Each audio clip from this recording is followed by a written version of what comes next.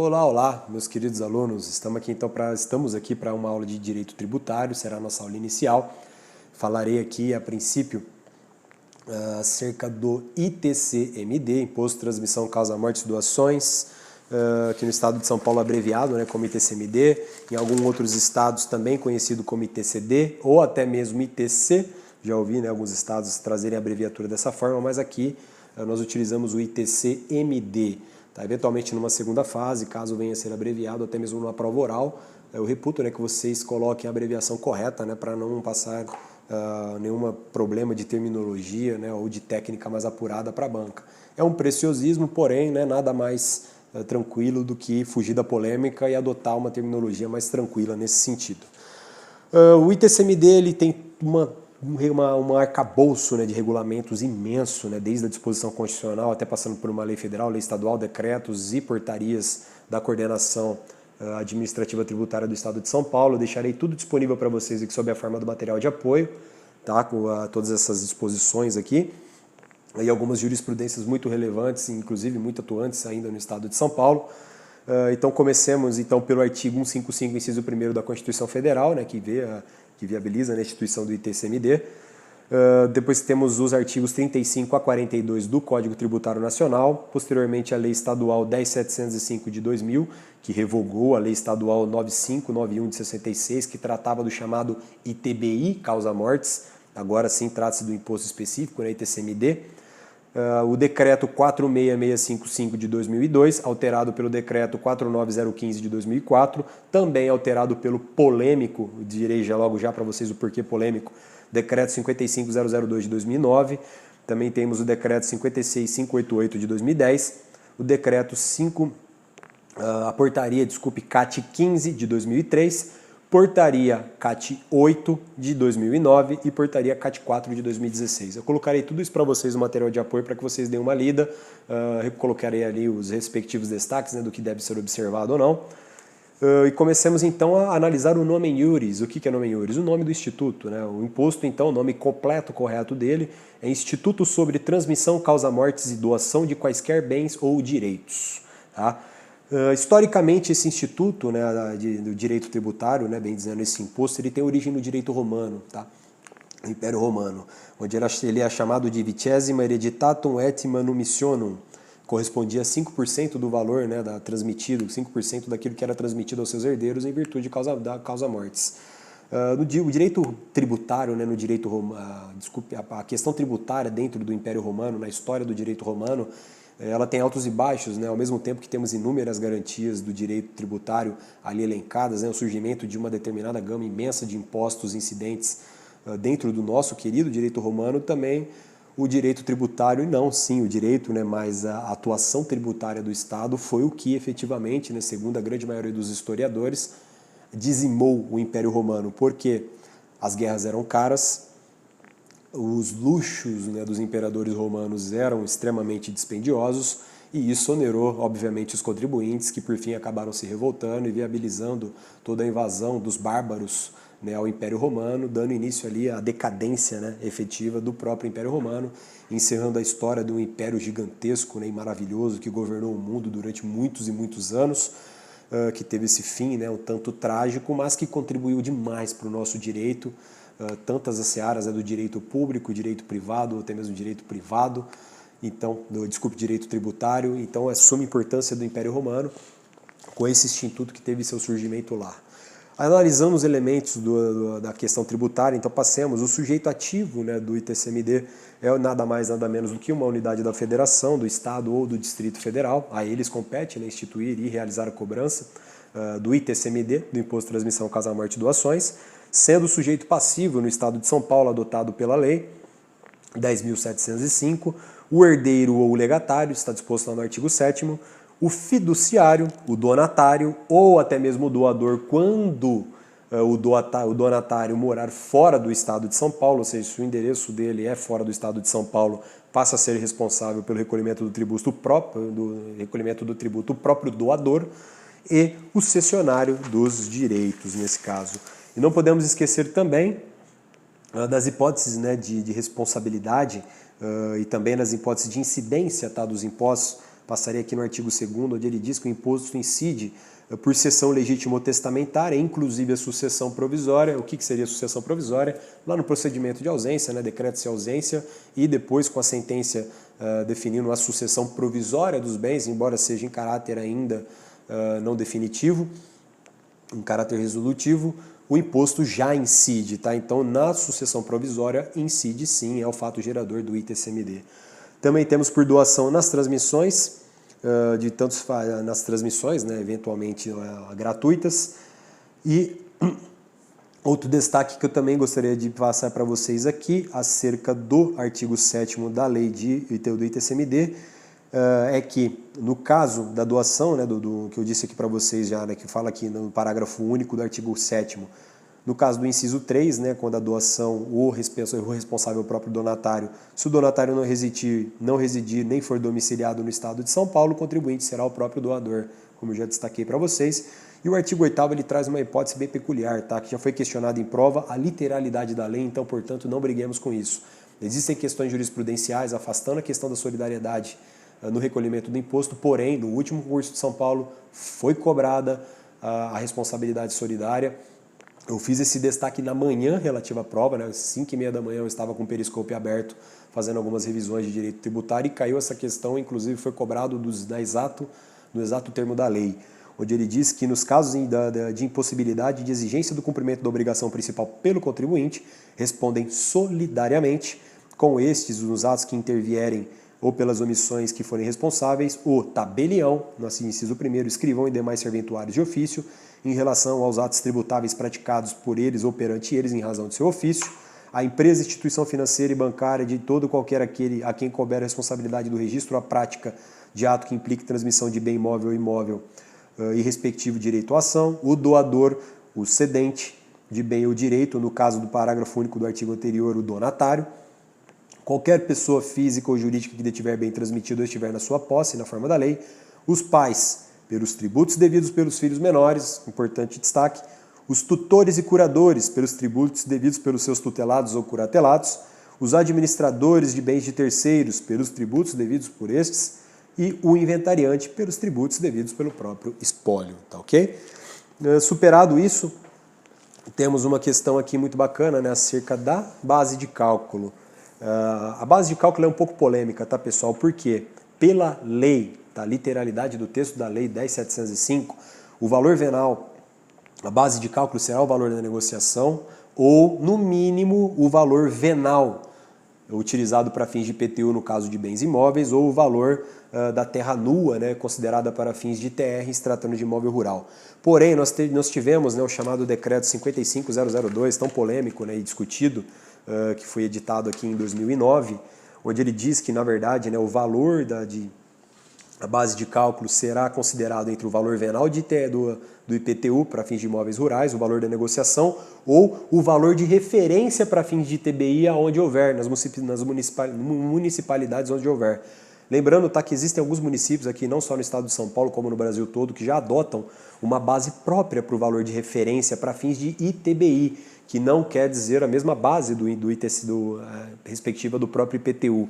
Embora, né, a maioria das legislações utilizem emprestada, né, o empréstimo da base de cálculo do IPTU para fins de ITBI, né, de cobrança mínima, a base de cálculo mínima do próprio ITCMD, desculpe, do próprio ITBI, aqui ele faz por decreto e não por lei, por isso vem a crítica que eu falarei já logo a vocês, que o valor seria o valor de referência para fins de ITBI, o mesmo utilizado para fins de ITCMD, ou o valor discriminado pelo IEA, Instituto de Economia Agrícola do Estado de São Paulo, que traz uma série de estudos regionalizados em determinadas categorias de terra, de produção de primeira ou produção de segunda categoria, pastagens, reflorestamento ou até mesmo áreas inúteis para o plantio, onde ele traz uma base distinta, né, de recomendação com base numa tabela divulgada periodicamente, todo mês de junho, pelo Instituto de Economia Agrícola do Estado de São Paulo. Por que polêmica essa questão? Já digo a vocês, tivemos aqui, tá, recentemente, esse julgado eu vou deixar também disposto para vocês lá na área dos materiais, né, complementares a respeito da aula. da apelação número 103.2102-74.2015.8.260053. Por isso deixarei disponível para vocês, porque o número é imenso.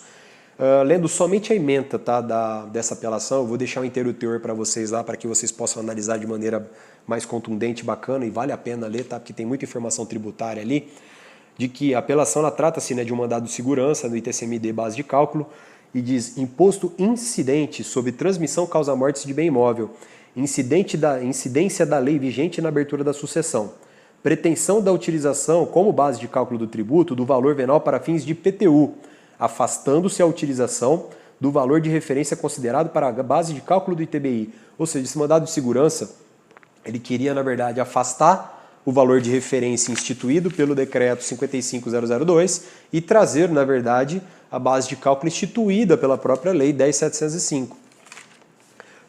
E nesse sentido, né, houve aqui a possibilidade, né, do mandado de segurança, aplicação dos artigos 9º, parágrafo 1º, 13, inciso 1º da lei estadual 10.705 e artigo 16, inciso 1º, a linha A, do decreto estadual 4666 de 2002. E diz pela inaplicabilidade do decreto estadual 55.002 de 2009, base de cálculo que somente pode ser alterada por meio de lei, sentença mantida pela ação não provida. Pessoal, aqui a discussão era a seguinte, tá? O contribuinte ele questionou em juízo, né, via mandado de segurança, a cobrança, né, realizada pela Secretaria da Fazenda do Estado de São Paulo acerca de um imóvel urbano, tá, que foi no caso da apelação desse mandado de segurança, onde eles queriam que fosse recolhido, né, no inventário e partilha a base de cálculo do imóvel rural com base no valor de referência estipulado no decreto 55.002, e não o valor venal para fins de IPTU colocado na lei 10.705. O tribunal reiteradamente já tem decidido, o Conselho Superior da Magistratura já também teve decisões nesse sentido, e também a primeira vara de registros públicos chovem decisões nesse sentido, de que não é aplicável as disposições do próprio decreto 55.002 por uma simples questão, princípio da legalidade. Só pode ser alterada a base de cálculo majorada, né, alterando-se a base de cálculo ou majorando um determinado tributo por meio de lei em sentido estrito, ou seja, uma lei formal deve ser editada para que seja alterada a base de cálculo. E, no caso, foi adotado um decreto. Um decreto, para quem não se recorda, é um ato exaurido pelo próprio chefe do Poder Executivo e não pelo Poder Legislativo, que é o competente para, eventualmente, a publicação de leis. Tá ok, pessoal? Elaboração e eventual publicação de leis.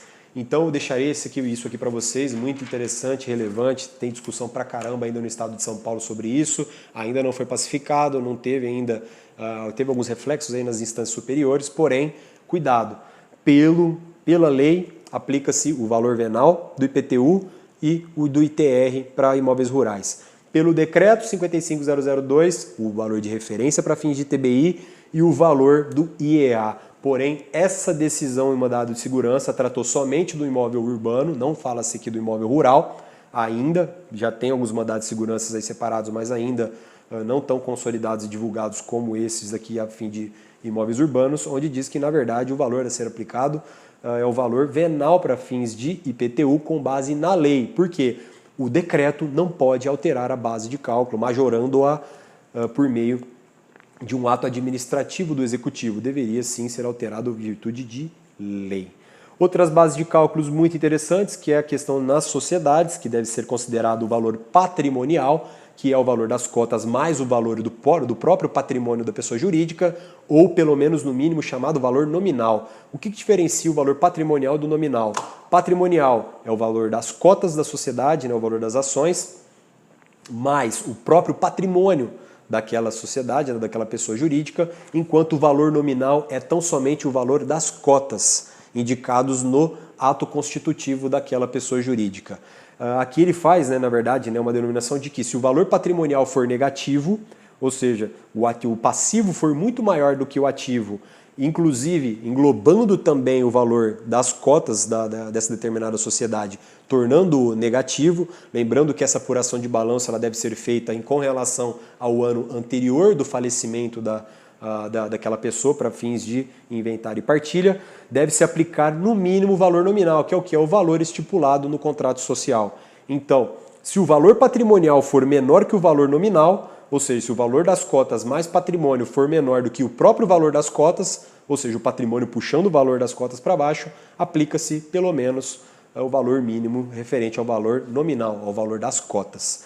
E o valor da negociação, né, que no caso aqui de ações, né, tem um detalhezinho pequeno que lá na portaria CAT, que eu já colocarei para vocês via material, que em se tratando de sociedade por ações, deve ser considerado o valor médio das ações no dia imediatamente anterior ao do falecimento. E se não tiver atuação da Bolsa de Valores ou eventualmente não tiver apuração do valor das ações nesse período, vai retroagindo ao dia anterior, ou seja, não foi ontem, anteontem, 3 dias antes, 4 dias antes, 5 dias antes, vai retroagindo até o máximo de 180 dias, ou seja, isso, né, considera-se o valor médio, né, de negociação das ações, retroagindo ao máximo de 180 dias. Destaque da lei importante, todos os atos aqui nossos referentes a emolumentos e também a questões tributárias do Estado de São Paulo são vinculados às chamadas UFESPs, que são as unidades fiscais do Estado de São Paulo.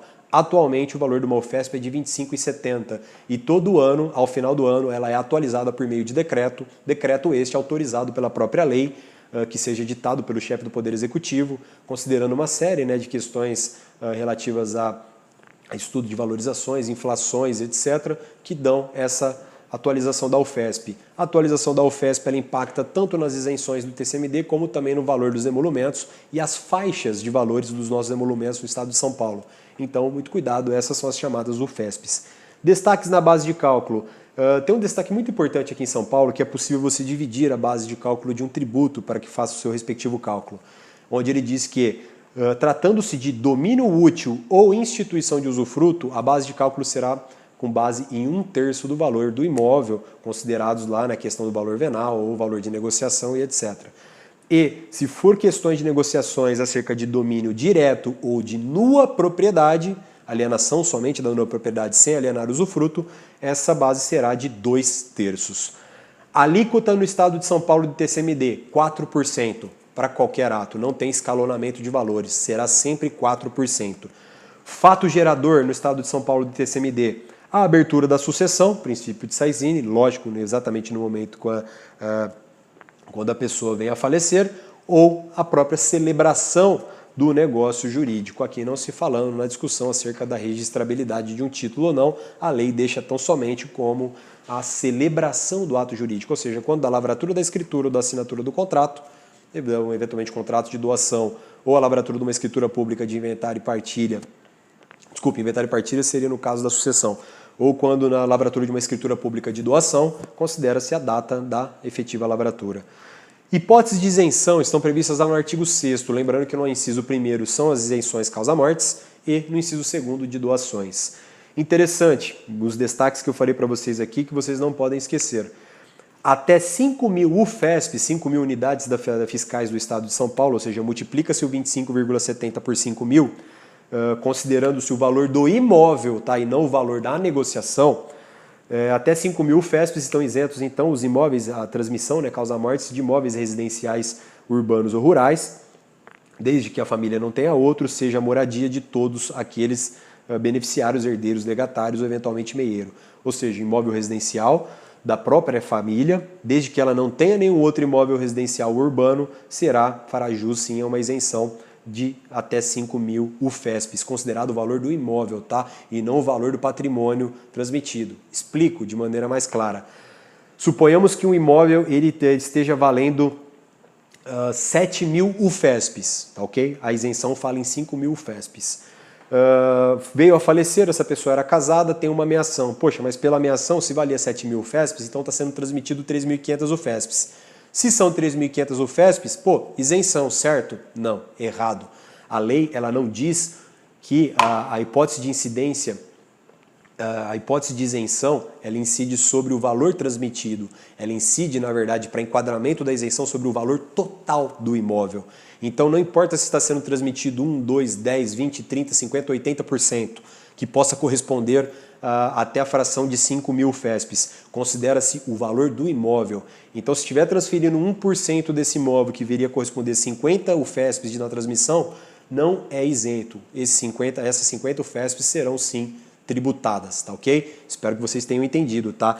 Lembrando, lá no CTN, disposição expressa, isenções tributárias possuem interpretação literal. Literalidade aqui, ela diz que o imóvel não pode ter o valor e não a sua transmissão.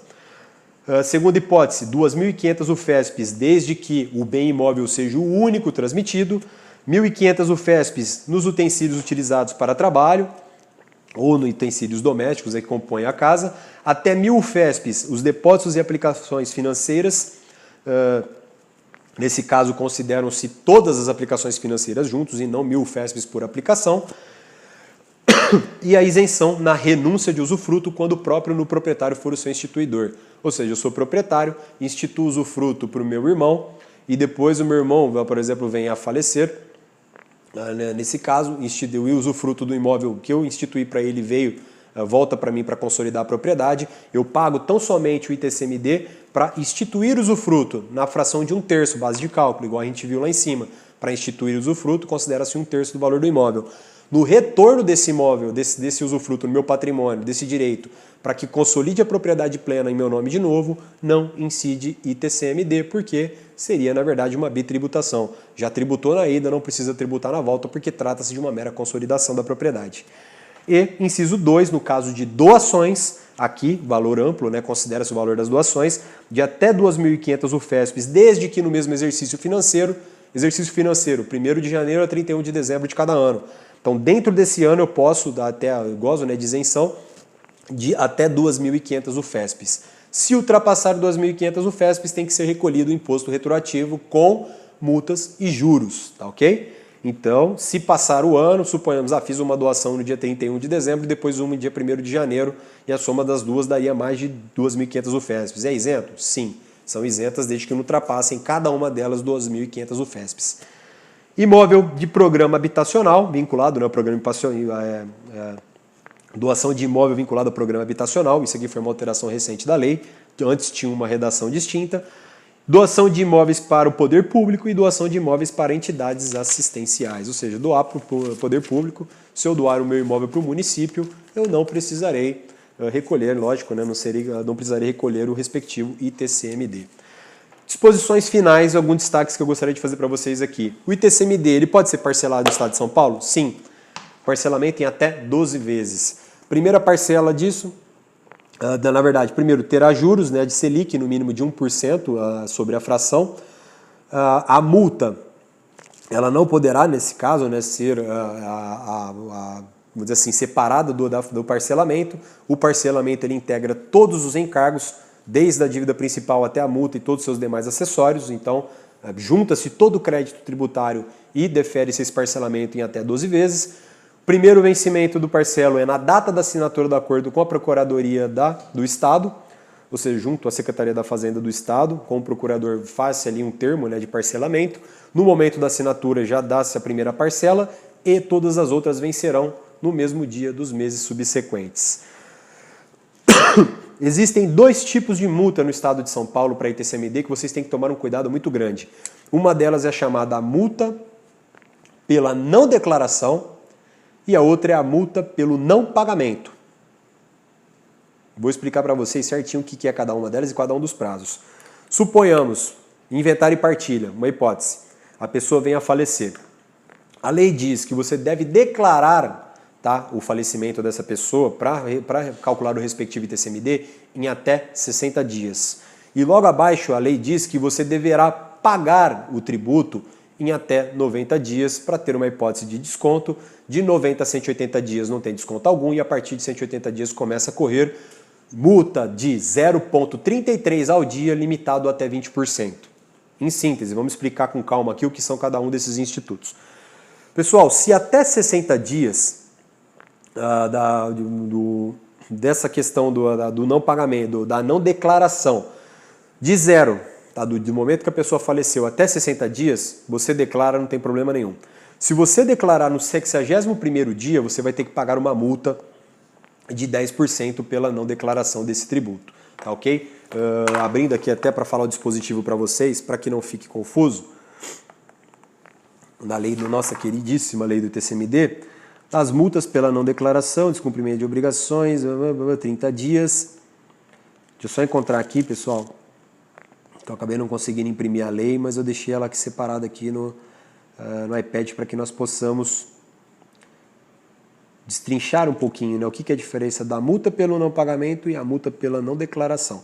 Aqui, o artigo 21, tá, da nossa lei do ITCMD.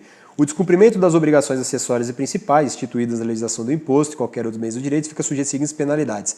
No inventário e rolamento, que não for requerido no prazo de 60 dias, ou seja, se não declarar, na verdade aqui ou é requerer em juízo ou até mesmo declarar para fins de extrajudicial, que é o que está previsto lá na CAT 15, que eu vou destacar e mostrar para vocês nos artigos, né, 12A e seguintes da portaria CAT 15.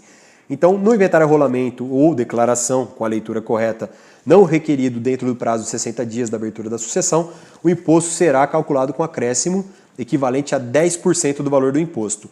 Se o atraso exceder a 180 dias, a multa será de 20%. Pessoal, pessoa faleceu, precisa declarar, sim.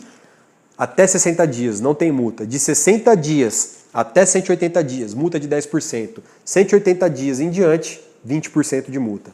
Tá? Isso multa da declaração, que não se confunde com a multa do não recolhimento do tributo. Aqui vem depois, né, a questão a respeito da multa pelo não recolhimento. Isso aí já está dentro do regime dos recolhimentos da própria Secretaria da Fazenda do Estado de São Paulo. Caso a pessoa venha, tudo bem, declarou dentro dos 60 dias, expediu a respectiva guia, dentro do prazo de 90 dias, pelo próprio decreto que regulamenta o ITCMD de São Paulo, você faz jus ao pagamento com 5% de desconto, tá? Então, de zero, do momento do falecimento, não é do momento da declaração, tá? É desde a abertura até 90 dias, 5% de desconto para efetuar este pagamento.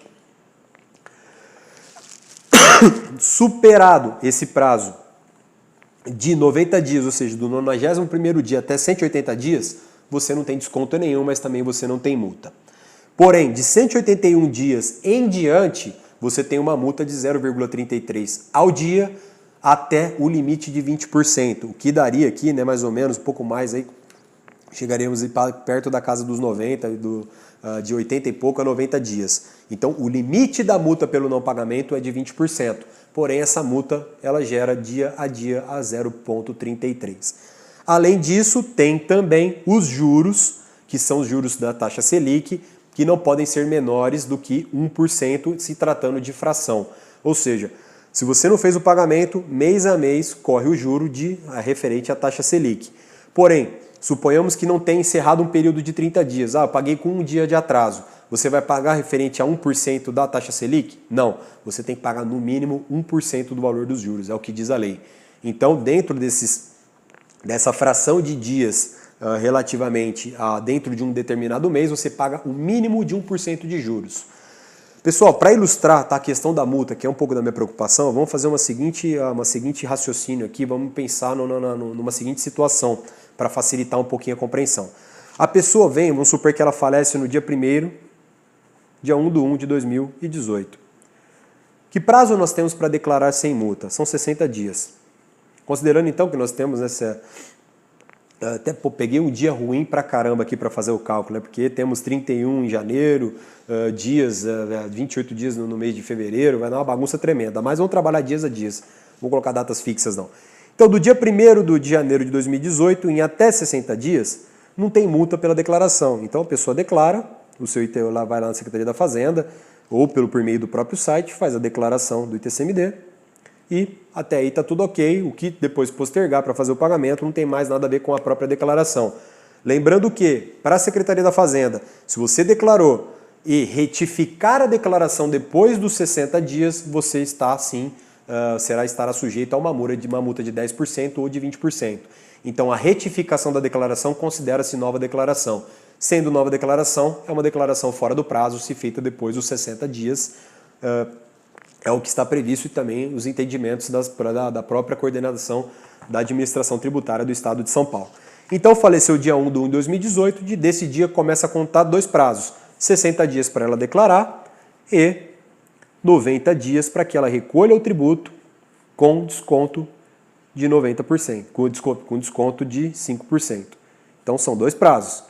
60 dias para declarar e 90 com desconto de 5% no valor do tributo. Pessoal, dos 60 dias em diante, para fins de declaração, começa a incidir a multa de 10%, que vai até os 180 dias. Tá ok? Passou os 180 dias de declaração, multa de 20%.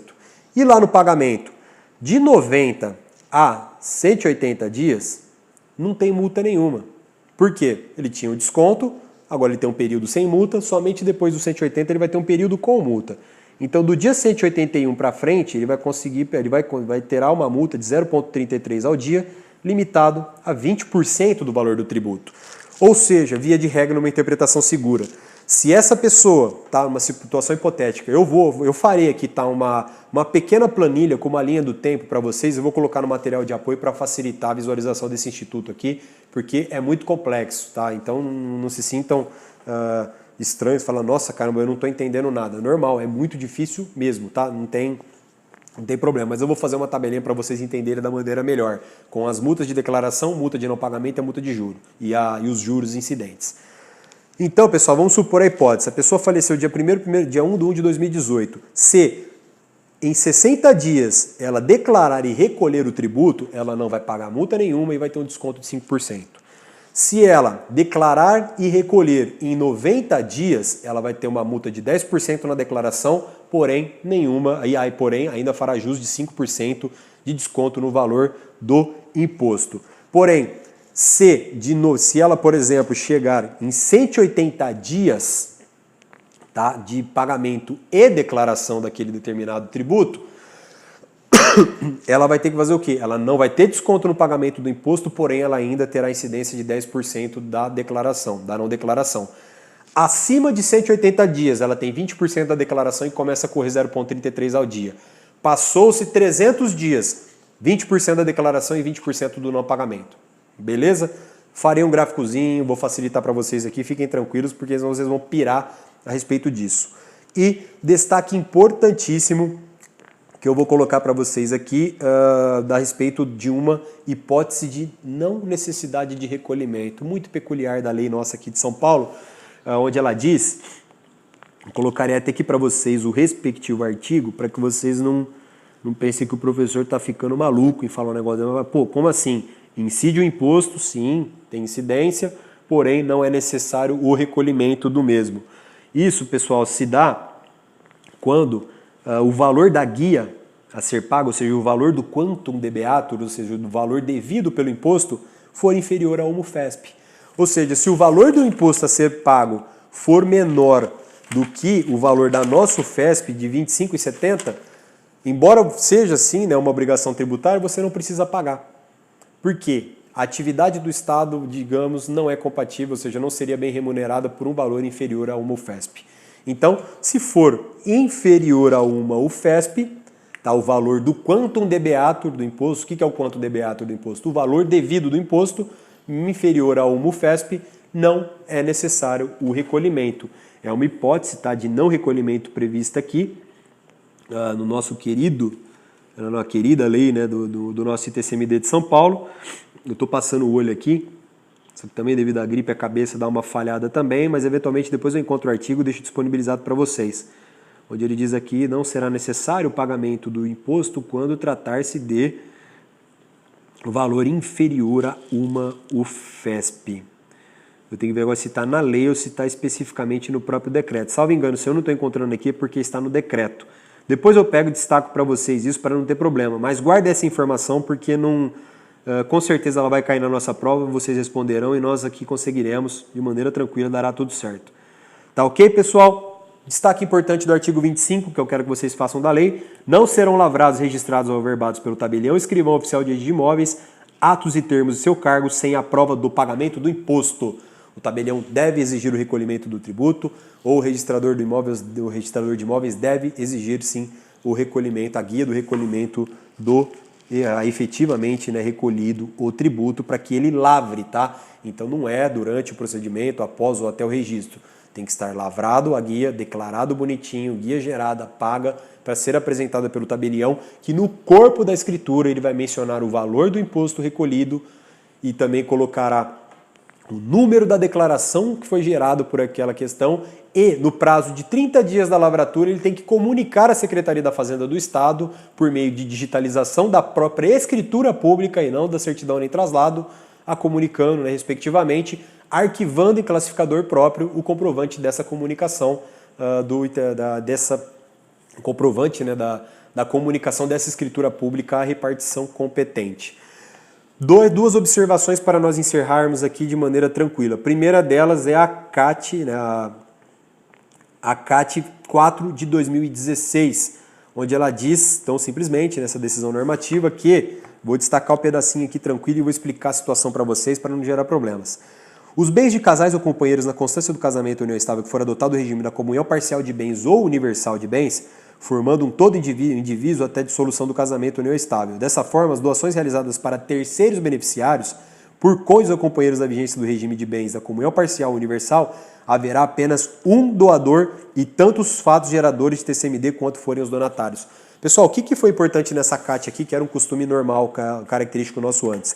Suponhamos que uma pessoa, ela é casada com uma outra pessoa, tem um patrimônio comum do casal e eles resolviam doar para uma determinada pessoa. Para fins de apuração de TCMD, o que nós fazíamos antes? Nós considerávamos, como eram dois proprietários do imóvel, embora fosse um regime de mancomunhão, que fossem feitas como se fossem duas doações, ou seja, dois doadores doando para o mesmo donatário, porém eram dois fatos geradores porque partiam de dois doadores distintos. Essa portaria CAT 4 de 2016, ela entende que não. Como esse bem comum ele está em regime de mancomunhão, quando ele é doado para um determinado donatário, é como se fosse uma única pessoa doando. Então há apenas um fato gerador. Então, pessoal, se esse imóvel dividido pelos dois, né, eventualmente na interpretação antiga, pelos dois doadores, ele fosse uma hipótese de isenção, você conseguiria isentar esse imóvel de doação se a divisão desse menos do que 2.500 UFESPs. Porém, agora não. O casal é considerado uma pessoa só para fins de doação. É isso que diz a CAT 4 de 2016. Colocarei no material de apoio de vocês também. Outra decisão normativa muito importante a ser destacada, que ela é um pouco maior, deixarei disponibilizada para vocês também, mas eu vou destacar somente um pequeno item dela aqui, para vocês entenderem que também pode ser objeto de arguição da nossa prova. Onde ele diz aqui, como já assinalado, somente haverá incidência do ITCMD quando, em separação... eu vou contar o caso aqui para facilitar um pouco. Divisão de imóveis, tá, de bens, em virtude, em razão de divórcio, ou até mesmo de inventário e partilha, onde os bens estão em estado, tá? Bens imóveis estão em estados distintos. Como é que faz essa apuração? Tá? Não recolheria, dividiria entre um estado e outro. Então essa portaria aqui, tá? Decisão normativa CAT de 2009, ela vem justamente para corroborar isso e afastar qualquer problema. Onde ela diz que, conforme assinalado, somente haverá incidência do TCMD quando em uma separação um dos cônjuges receber graciosamente, leia-se de maneira gratuita, mais que o quinhão a que teria direito, ou seja, divisão desigual, né? Ou seja, uma partilha desigual de bens, configurando o excesso de meação e, por consequência, a doação. Ou seja, se há uma diferença, né, na divisão dos bens da partilha de forma gratuita, há um excesso de meação. Para se calcular o excesso de meação, é preciso considerar a parcela do patrimônio partilhado que coube ao donatário. Ou seja, você considera aquilo que excedeu aquele que está recebendo a mais, aquela fração que ele está recebendo a mais corresponde ao excesso de meação. Havendo na parte que couber a este cônjuge bens imóveis localizados em mais de um estado, deve-se calcular qual a proporção do imposto que cabe a cada um deles. O que isso quer dizer, pessoal? Neste ponto é preciso voltar a considerar os bens propriamente ditos, porque o critério constitucional para a solução de conflito de competência é fundamental na localização para os bens imóveis e no domicílio do doador para bens móveis. Assim, independentemente do domicílio dos cônjuges ou existência ou não de bens móveis, se o quinhão do donatário a bem imóvel, uma parte do imposto incidente sobre o excesso de meação ficará com o estado no qual está localizado o tal imóvel, sob pena de desrespeito ao inciso 1º, parágrafo 1º do artigo 155 da Constituição Federal. Deste modo, se ao donatário couber em bens imóveis situados em mais de um estado, o imposto deverá ser repartido entre eles, na proporção do valor que tais imóveis representam ao patrimônio conferido no patrimônio conferido ao donatário. Pessoal, uma situação muito difícil de ser imaginada aqui, mas de ser de suma, extrema relevância. Suponhamos que tenham bens no estado de São Paulo e bens no estado de Minas. Eles tiveram aqui, na verdade, né, fizeram eventualmente um divórcio e ficou uma partilha desigual entre os dois. Então suponhamos que, vamos supor, né, num caso mais ilustrativo, são 4 bens, 2 em São Paulo, 2 no estado de Minas, cada um valendo 100 mil reais. Em tese, cada um teria direito a 200 mil reais, ou seja, cada um teria direito a metade de cada um dos imóveis considerados, ou eles podem distribuir 2 imóveis no estado para um ou 2 imóveis no estado para outro. Porém, se entendermos que, nesse caso, um dos cônjuges ficou com 3 imóveis, 2 em São Paulo, 1 em Minas, e o outro ficou somente com 1 em Minas, há o quê? Um chamado excesso de meação. Esse excesso de meação está o quê? De 100 mil reais, porque ele corresponde a um imóvel. Esse imóvel que sobrou, lembramos que ele ficou então com 2 em São Paulo e 1 em Minas, e o outro com apenas um imóvel em Minas, ele faria jus a essa diferença de imóveis. O excesso de meação deu-se em qual estado nesse caso? Deu-se no estado de Minas. Então, nesse caso, pela portaria e interpretação dela, teria o enquadramento de uma situação de ITCMD de 100 mil reais no estado de Minas Gerais, porque considera-se que ali a situação do imóvel houve uma partilha desigual de ambos. Por quê? Um ficou com a fração de 200 em um determinado estado e foi feita uma divisão de bens no outro estado distinto. Essa era a interpretação antiga. O que diz agora essa CAT? Tem que ser feita uma divisão proporcional desses imóveis. Junta-se o quê? O patrimônio de 400 mil reais. Esse patrimônio dividido por imóvel, aliás, dividido por estado, daria 200 mil para cada estado. Porém, um estado está ficando com, uma pessoa, né, na verdade, está ficando com com 300 mil reais e a outra com 100 mil. Então, deverá ser feito o quê? Um rateio de frações de 25% que estão sendo doadas de um imóvel para o outro para que seja feita a respectiva apuração de bens. Neste caso, o que será o correto a ser feito? Recolhe 50 mil reais de doação em São Paulo e 50 mil reais de doação no estado de Minas Gerais. Eu vou deixar essa decisão também no material de apoio de vocês para vocês lerem e interpretarem da melhor maneira possível. Caso tenham dúvidas, contem comigo para saná-la, tá? Mas é difícil pra caramba entender essa hipótese aqui, porque é uma questão muito complexa, que considera-se o patrimônio todo para fins de divisão, mas há questões tributárias distintas entre um estado e outro, e por uma questão de isonomia tributária também dos entes tributantes, não seria justo você fazer uma divisão de forma que somente um estado arque com aquele TCMD. Isso poderia gerar uma tremenda problema em questão tributária, porque em estados de alíquotas distintas, se um estado tem uma alíquota de 8%, outro tem uma alíquota de 2%, você poderia optar em deixar todos os bens na divisão desigual no estado de 2% e recolher um ITCMD de 1/4 do que seria competente no estado de 8%. Isso é por uma questão de justiça tributária, tá ok, pessoal? Mas eu deixaria a portaria também para vocês, para que a gente mate também essa questão e não gere mais problemas, tá ok? Depois, na sequência, teremos ainda então aula de emolumentos, uma aula de tributário constitucional e depois uma aula de tributário respectivo às questões do tributário constitucional, CTN, com certeza, e também falarei de algumas questões ali, quando tratarmos do CTN, falarei algumas questões relativas às declarações de operações imobiliárias, as chamadas e tão temidas DOI, tá ok? Um grande abraço para vocês, pessoal, desejo-lhes bons estudos e até mais.